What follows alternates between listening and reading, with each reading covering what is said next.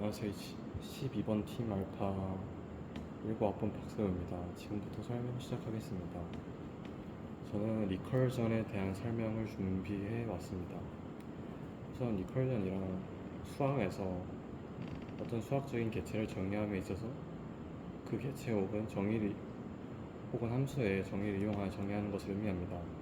간단하게 팩토리얼을 이용해서 설명하자면 n 팩토리얼은 이제 베이스 케이스에서 n은 0일 때 1이고 리컬시브 스텝에서 n이 0보다 클 때 n 곱하기 n-1팩입니다. 여기서 말한 베이스 케이스와 리컬시브 스텝이 무엇이냐?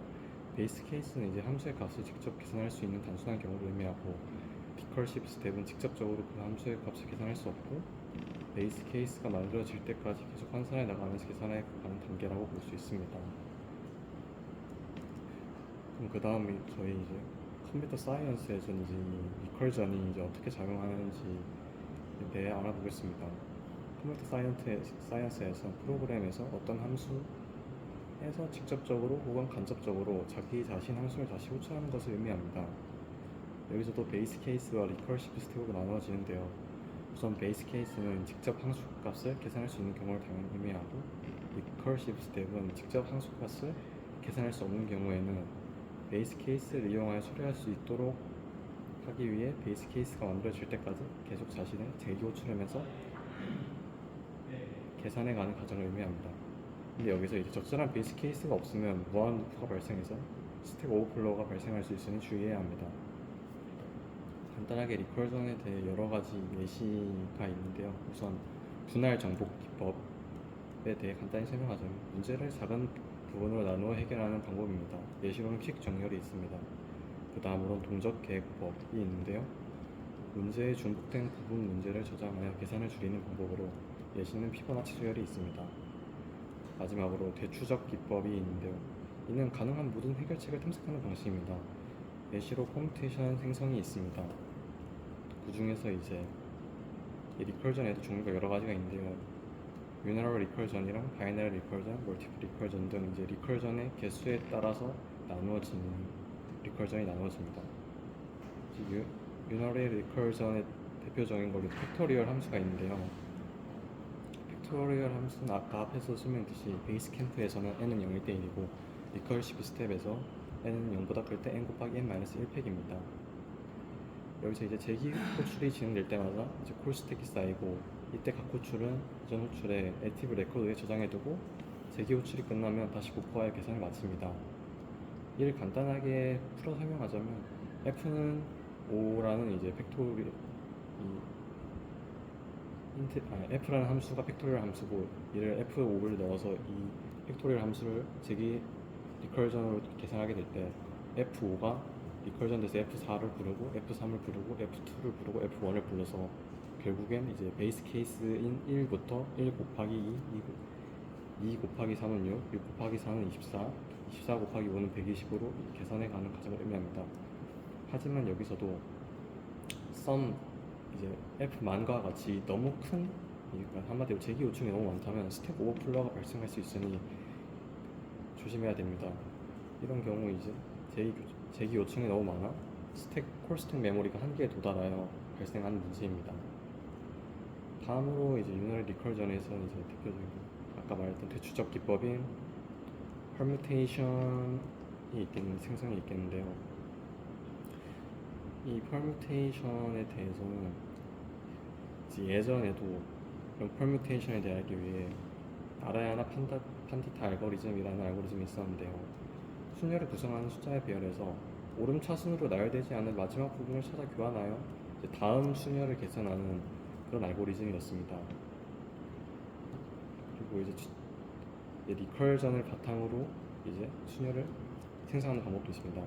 예를 들어 문자열 A, B, C의 모든 순열을 출력하는 과정에서 수압을 통해 두 문제의 위치를 바꾸고 재기 호출을 통해 다음 문제의 순열을 구합니다. 그리고 이 재기 호출이 끝난다면 수압을 이제 다시 리컬버하여서 원래 상태로 되돌리는 과정이 중요합니다.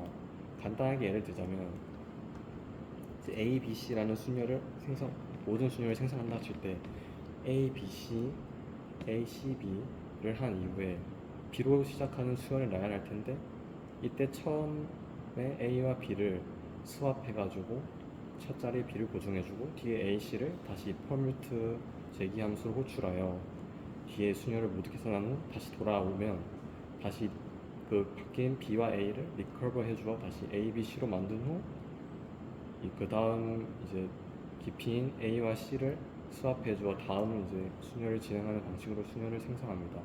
이렇게 생성하면 이제 순열 생성에서 이제 발생하는 이제 여러 문제들을 방지할 수 있습니다. 하지만 이 과정은 이제 순서대로 나열되지 않는다는 문제가 있는데요. 이는 이제 다음에 알아보겠습니다. 감사합니다. 네, 저도 알파 프로젝트가 아니라 알파 팀의 1학번 고신혁입니다. 저는 아까 말씀하셨던 퍼뮤테이션에서 나타나 판디타 알고리즘에 대해서 설명하고, 그 다음에 오름차순으로 리커시브를 통해서 만든 코드에서 문제가 되는 오름차순이 안 되는 것에 대해서 해결 방안을 좀 얘기해 보려고 합니다. 일단 나다 판디타 알고리즘은 아까 설명하신 것과 같이 모든 순열을 사전식 오름차순으로 출력하는 알고리즘인데요. 위 코드에서 문제가 발생하는 부분은 우리가 ABCD를 넣고 그 다음에 다시 반복문을 통해서 우리가 계속해서 리커시브를 통해서 나온 그 결과값이 ABCD였다면 다시 리커시브를 통해서 수합을 하게 되면 그 다음에서 ABCD로 하고 그 다음에 BA가 바뀌는 순으로 됩니다. 근데 여기서 문제는 BACD로 된 것도 다시 그 수합을 통해서 ABCD가 되는데 그 다음 과정에서는 1, 2가 아니라 1, 3이 바뀌면서 C, B, A, D가 됩니다. 여기서 문제는 그 첫 번째, 두 번째 과정에서는 발견되지 않았던 BAD가 오게 되는데 이 BAD는 정확하게 말하면 C를 제외하고 정렬 가장 그러니까 낮은 순의 사전식이 아니게 되는 겁니다. 그래서 그러면 이 수합에 대해서 문제가 있겠구나라고 처음에 생각을 했었고요. 그래서 좀 해결하려고 했던 방안이 우리가 ABCD를 ABC로 보지 말고 숫자로 순서가 정해진 걸로 생각해서 한번 풀어봤습니다. 예를 들어 1, 2, 3, 4, 5, 6, 7, 8이 존재하는 예를 들어 숫자라고 생각을 해보시면 그 다음에서 이제 i가 0번째 1부터 이제 시작이 되니까 2, 1, 3, 4, 5, 6, 7, 8이 됩니다. 즉 1, 2, 3, 4에서 2를 가장 맨 앞으로 뺐다고 생각을 하시면 될 것 같습니다. 그 다음에 우리가 이 다음에서 순서를 유지하고 3번을 이제 뽑아야 되는 생각을 해보자면 2번과 3번을 서로 수합을 해주면은 3, 1, 2, 4, 5, 6, 7, 8이 됩니다. 그렇게 해서 우리가 그 함수 내에서 그러니까 그 리커시브를 한 그 함수 안에서 그 포르프를 돌 때 그 저장하는 것 없이 이렇게 아까처럼 1, 2, 3, 4, 5, 6, 7, 8 그 다음에 했을 때 1, 2, 3, 4, 5, 6, 7, 8이 아니라 2, 1, 3, 4, 5, 6, 7, 8로 시작을 해서 그 2와 3을 바꿔주는 그런 생각을 가지고 접근을 하였습니다. 그래서 수업을 먼저 한 다음에 그 다음에 그거를 템프 문자를 만든 다음에 그 다음에 또 리커시브로 함수를 콜합니다.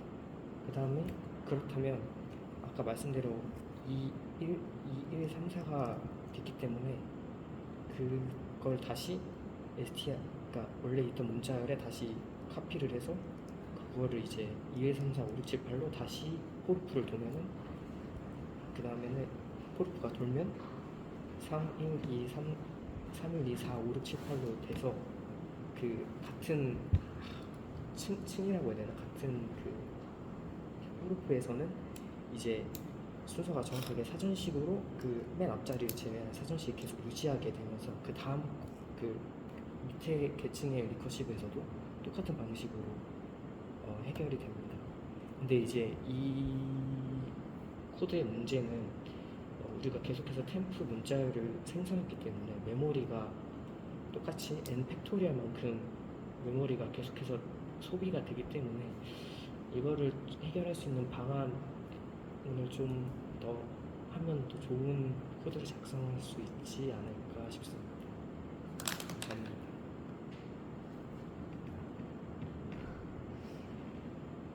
저도 알파팀의 김민규이고요. 저는 리커션에 대해서 좀 전반적인 내용들을 설명하는 쪽으로 가겠습니다. 일단 리커션은 제기의 방식인데 아까 설명하셨던 대로 이제 베이스 케이스와 리커시브 스텝으로 나뉘게 됩니다. 그래서 이제 이 리커시브 스텝이 사실상 제기의 메인이고요. 이 베이스 케이스는 그 리커시브 스텝을 조금 수행할 수 있도록 기초값을 설정해주는 그런 거라고 보시면 될 것 같습니다. 그래서 이런 제기를 이용하면 웬만한 어떤 반복적인 일에 대해서 다 표현을 할 수가 있는데 먼저 예시를 몇 개 설명을 드리자면 우선 팩토리얼이 있어서 팩토리얼은 계속해서 1부터 어떤 정수 n까지를 모두 곱한 거를 이제 팩토리얼이라고 하는데 그 팩토리얼을 리커시브를 사용을 하면 원래라면 일반적으로 반복문을 이용해서 1부터 차례차례 곱해 나가는 방식이라면 이 리커시브를 이용을 하면 조금 탑다운 방식으로 n부터 내려가면서 그 제기를 열면서 1까지 제기를 열고 다시 1부터 제기를 닫으면서 그 값을 곱해 나가는 그런 식으로 이제 팩토리얼이 구성인 제기로 구성을 하면 그런 식으로 진행이 되는 걸 볼 수 있고, 그래서 제기를 설명드릴 때 콜스택이라는 거를 좀 설명을 드려야 되는데 이제 콜스택이 어떤 컴퓨터 안에 메인 스택 함수라고 보시면 되는데 그 콜스택 안에 이제 어떤 실행 중인 뭐 프로그램이라든가 그런 것들을 좀 차례대로 담아서 정보를 저장하는 그런 스택 구조에 그거를 콜스택이라고 합니다. 그래서 저희가 제기를 호출을 할 때 콜스택 구조를 조금 사용을 하는 편인데, 그래서 아까 말한 팩토리얼 같은 경우도 제기를 열면 열수록 그 제기를 열는데 드는 값이 다 콜스택에 저장이 돼서 제기를 열 때마다 그 콜스택의 깊이가 하나씩 늘어나는 그런 형식으로 제기가 진행이 됩니다. 그래서 피보나치를 설명을 드릴 건데 피보나치 같은 경우는 되게 쉬운 이전 항과 그 전의 항을 한 값을 다음 항으로 계산을 하면서 계속 이어나가는 그런 수열을 말하는데, 이 피보나치를 리커션 방식으로 구현을 했을 때 PPT를 보시면 아시겠지만 트리 형태로 호출이 되게 됩니다. 그래서 피보나치를 하나 호출할 때마다 새로운 제기 함수가 2개씩 호출이 돼서 이 시간 복잡도가 5의 n의 제곱으로 되게 큰 메모리와 시간을 가지게 됩니다. 그래서 여기 보시면 피보나치 n이 4일 때의 피보나치 값을 구하는데도 n이 1일 때의 피보나치 값을 구하는 이 제기 함수를 3번이나 호출을 할 만큼 되게 시간적인 코스트도 크고 이 메모리 콜스택의 깊이도 깊어진 되게 안 좋은 방식이라고 볼 수 있는데, 그래서 이런 거를 방지하기 위해서 이제 메모이제이션 기법이라는 걸 사용을 합니다. 그래서 이미 호출을 해서 값을 구한 피보나치 값은 더 이상 호출을 하지 않고 이미 저장되어 있던 값으로 빼와서 그걸 사용할 수 있게끔, 그래서 하나의 제 값이 구해지면 그 값을 제기 호출을 하는 대신에 5의 1 방식으로 바로 좀 가져올 수 있게끔 하는 방식이 메모이제이션 기법인데, 얘를 사용을 하면 제기 리커시브 방식을 사용하면서도 시간을 되게 짧게 5의 n 정도의 시간대로 조립을 할 수 있습니다. 그리고 아마 이 제기 리커시브를 좀 많이 사용하는 쪽이 유클리드 호재법에 좀 많이 사용이 될 것 같은데요. 유클리드 호재법은 두 정수 AB가 있을 때 그 정수 AB의 최대 공약수 GCD를 구하는 알고리즘을 말합니다. 그래서 증명은 이제 생략을 하고 어쨌든 그 방식을 보면 그 두 수를 나눈 나머지와 그 몫을 가지고 계속해서 반복을 하면서 그 최종적으로 나머지가 0일 때의 그 값이 GCD가 되는 이제 그런 느낌의 알고리즘인데, 얘를 리커션 방식으로 구성을 하면 이제 두 줄만으로 이렇게 구할 수가 있습니다. 그래서 여기 예시에 나와 있는 1071과 1029의 GCD를 구하는 과정도 리커션 한 4번, 5번 정도 21이라는 GCD를 구해낼 수 있을 만큼 되게 잘 유용하게 쓰이는 리커션 방식이라고 볼 수 있을 것 같습니다. 네, 여기까지 리커션 방식에 대한 여러 가지 알고리즘을 살펴봤습니다.